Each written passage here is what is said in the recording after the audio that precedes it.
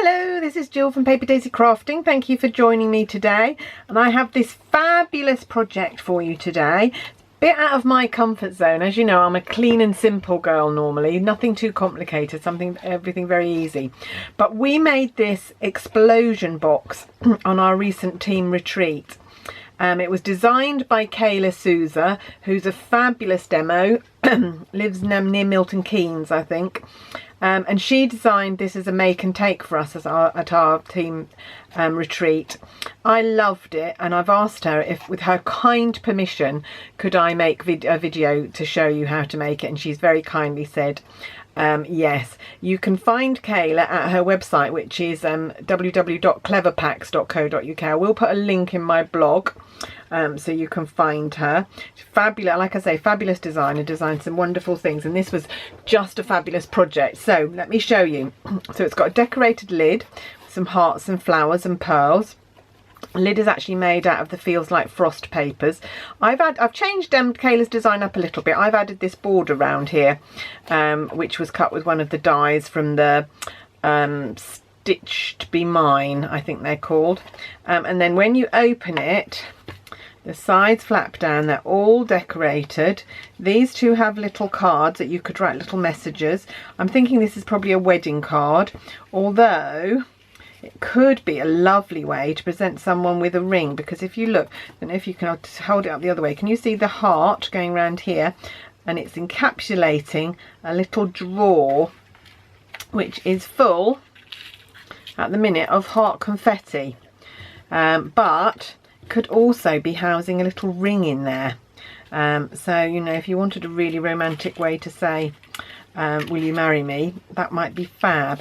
So we're going to make this today. In fact, we're probably not going to make it all in one video because I'm thinking it might take quite a long time. So I'll probably make it over at least 2 videos. So you might have to come back and see the next part another day. But we'll see how we go. So to start with, we're going to start with a piece of thick Whisper White because we need a nice sturdy base.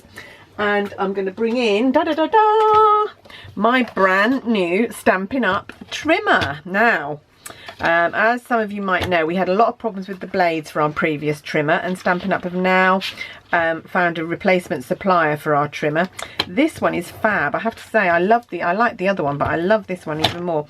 The guard clips in. Mine used to flop around all over the place, and I never realised there was a lock for it. You know, how stupid am I? And this is a longer arm on here as well. Oh, if I can get it out. Must be in there. Oh, there we go. I'm pulling the wrong bit. There we go. This goes up to 17 inches, so you can cut and score right up to that amount. And it's also got inches and centimetres everywhere, apart from just on the cutting guide, it's just got inches. So what we're going to do is we're going to start with, oh, by the way, you can't buy this as a customer yet. It's only available to demos. But if you join my team, you would be able to order it as part of your starter pack. It's £23, which is a really good price. Really good price point for a trimmer, and it really is lovely. I love it. So anyway, what we're going to do, we're going to cut a piece of A4 cardstock down so it's 21 by 21 centimetres. So there we go. And we're then going to score each side. So get rid of the cutting blade. I'm going to score each side at 7 centimetres. So it's very easy to line your card. Really easy to get it really flat at the top there. Nice, real deep buffers there. And so you're just going to score at 7 centimetres with the scoring blade. This is such a great idea to be able to score and cut with the same machine. Brilliant. And if there we go. If you're wondering about blades, they are available as well in a 4-pack this time, and I can't remember, they're something like £11, I want to say. Right, I'm going to put my trimmer away for a minute and just do some burnishing here.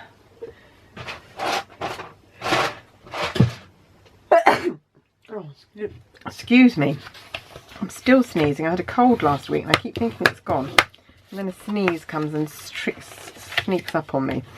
Right, so scoring all of those score lines. And then I'm just going to cut. Actually, I'm going to bring in a pencil first before I cut. And what I'm going to do is I am going to pencil in from corner to corner on each of the 4 corners. So I'm just going to pencil in here. This will give me a cutting line. Now you could go back to the guillotine and do this. I think I'm just going to do it by hand with scissors. There. There. And you could do this by eye without drawing lines, but actually I do find it easier to have a guideline, so I don't mess it up. And those 4 corners are just going to be cut off. So I'll bring my scissors in. Bring my big scissors for this because this is quite a long way to cut, so I don't use my snips. There we go. 1 corner, 2 corners, and if you have any of your pencil marks showing, you can always come in with an eraser and just get rid of them. I tend to cut on the inside of them so I don't get any showing. There we go. So all of those can go. You might want to save them because we're going to be cutting out some little flowers later on, so those scraps would be great for little flowers. And then what we're going to do is we're going to cut down one of these. This is going to form our pockets on either side. One there. Turn it round and cut here and cut here. And then what we're going to do is we're going to put some tear and tape on both of these. So one bit there, a bit too long. Use that bit up. Waste not, want not. Another little bit there. And then take the backing off. Oh, where have my tweezers gone? Have I put them away? Yep. There we go. So this is just such a gorgeous project, and Kayla I don't think is actually making videos at the minute, so she was quite happy for me to go ahead and make a video because there was quite a lot of interest in it when people showed it after our retreat. So all we're going to do is we're going to fold that one over there and this one over there, and that's given us our little pocket from the side there. So easy, such a great design. And we're going to do the same on this side, and then we will have completed our base apart from the decoration. So there we go. And again, remove the backing and fold over. And that's the base made, like I say, apart from the decoration. So this time I'm going to go this way so that they're going opposite ways. That's our base. That's our exploding box, like that. I'm then going to come in with a piece of Feels Like Frost paper. Beautiful papers, this. And we need this to be cut down to 13.5 centimetres square. So, I'm going to go there. And so it's just slightly smaller than it already is. It's 15 by 15, this paper, so just doing it slightly smaller. There we go. And then we're going to score at 3.2 centimetres all the way round. So 3, 1, 2. Actually, you can put this down before you start. So 3, 2. And this will mean that your lid will just be slightly bigger than your box base and should fit on nicely. Famous last words, eh?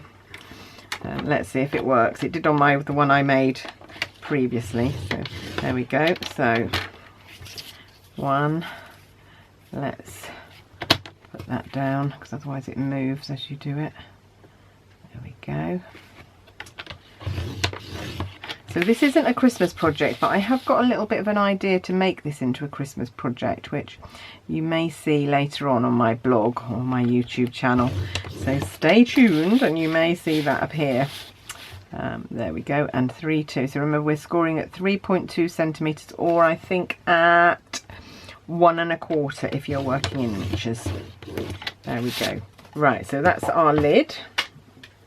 Like I say, I'm hoping... Oh, I've got my jumper caught in the guide on my trimmer. Right, so come in and burnish those as well. Beautiful paper on the back here. Look at that lovely lilac paper. so hard to choose which side of the paper you use with this designer paper, but I do want the silver today. Okay, and so what I'm going to do is I'm going to cut a tab. So I'm going to wedge in here, cut up there, and then wedge this. And then I'm going to move round and I'm going to do them all like that. So I'm going to do cut up here, wedge in, cut up here, wedge in, and then cut up here, wedge in and wedge in. I'm actually going to secure mine again with a bit of tear and tape. It's up to you what adhesive you use, really. You want something that's going to be very permanent though, because you don't want this coming unstuck. So I'm going to use a couple of little bits of tear and tape on each of my tabs and just make it into my lid shape. Like so. Just take the... Oh, actually, let me put... What I'm going to do is put the tear and tape on all the tabs before I start taking it off. It might be tricky to do once you've started building your box, your lid. So easy to work with the tear and tape. You don't get in a mess, and you can just... don't even need scissors. You can just tear, which is very unusual with double-sided tape. Usually you have to cut. Sorry, I need a tissue. There we go. And one more. So I hope you're all doing okay today. Hope you're all into your Christmas crafting. I'm aiming all of October to bring you at least one Christmas crafting project a week, and then into November I'll be stepping it up and bringing you a few more projects. Still deciding to do what to do about an advent calendar this year. I like to make an advent calendar every year. Right, I'm going to take all the backing off the tape because I think that will be easier to do while it's flat. Just make sure you don't catch them before to stick to anything before you're ready. This doesn't want to come off. There we go. Yeah, how people can do this with their nails, I've got no idea. It's quite easy with tweezers, but I can't do it with my nails. I love my tweezers. They're one of my tools that I wouldn't be without when I'm crafting. There we go. Right, and so now you can just bring those tabs round and secure your lid like so, like so. And I'm hoping this is going to fit. I'm hoping this is going to be just a little bit bigger than my box. There we go. Oh, right there. Let's stick it there. There we go. And so now obviously there's an awful lot of decoration to be done on this, but this is the basis of your box. So you've got your explosion box, and then you've got your lid, which will fit. Yay, it does fit. There we go. So when I come back, I'll be showing you how I'm going to decorate the box. So we're going to have some decoration on the lid, we're going to have a border around the side, and then we will have decoration on each of the sides here. And then the final video, I think, because I don't think I'll get all that done, is will be the centerpiece, the little heart with the little drawer and the flowers. So hope you've enjoyed that today. Do come back and see the second installment of how we're going to decorate, and I'll see you soon. Thanks very much for watching. Bye bye.